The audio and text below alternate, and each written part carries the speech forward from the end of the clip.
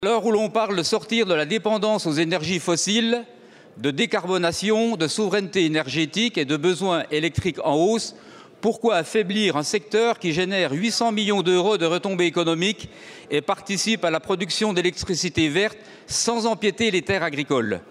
La baisse du tarif, couplée à l'obligation de recourir aux appels d'offres dès 2026, menace non seulement la rentabilité économique de ces futures installations, mais aussi les compléments de revenus non négligeables qu'elle procurerait aux agriculteurs.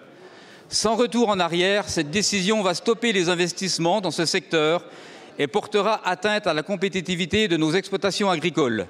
Par ricochet, les entreprises spécialisées dans l'installation de panneaux solaires seront également impactées. Monsieur le ministre, alors que le monde agricole a déjà connu bien des turbulences ces derniers mois, comment justifiez-vous cette volte-face ? Quelles solutions comptez-vous apporter à nos agriculteurs pour garantir la pérennité de leurs projets photovoltaïques et ainsi les encourager à rester acteurs de la transition énergétique?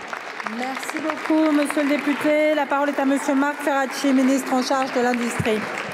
Merci Madame la Présidente, Mesdames et Messieurs les députés. Monsieur le député, sur ce sujet, je pense que nous avons besoin d'un diagnostic partagé et nous avons besoin de dialogue avec la filière. C'est ce que nous essayons de faire. Le diagnostic partagé, c'est d'abord rappeler que sur cet arrêté tarifaire qui est en cours, au moment où nous nous parlons, les contrats qui ont déjà été signés prévalent, ne sont aucunement remis en question. Et donc, les personnes qui ont déjà installé et bénéficié de l'arrêté continueront d'en bénéficier.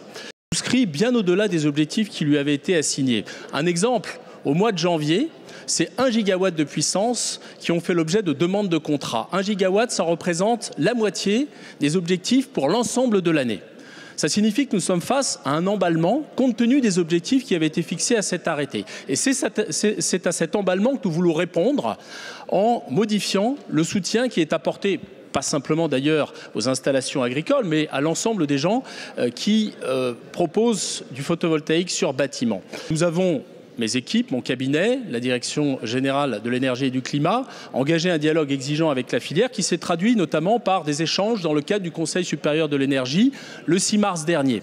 Nous avons pris note de l'ensemble des inquiétudes et de l'anxiété de la filière et nous sommes en train d'apporter des modifications à cet arrêté et en particulier nous sommes en train de travailler à un appel d'offres simplifié qui aura vocation à réguler les volumes car c'est bien ça l'enjeu que nous poursuivons tout en maintenant l'objectif de soutien à la filière du photovoltaïque. Et enfin, s'agissant des installations agricoles, vous indiquez que sera également bientôt publié un arrêté portant sur le petit photovoltaïque au sol qui est particulièrement attendu par le monde agricole lui-même. Vous dire que nous continuerons à soutenir la filière du photovoltaïque tout en faisant attention à ce que ce soutien soit cohérent avec les besoins énergétiques du pays. Je vous remercie.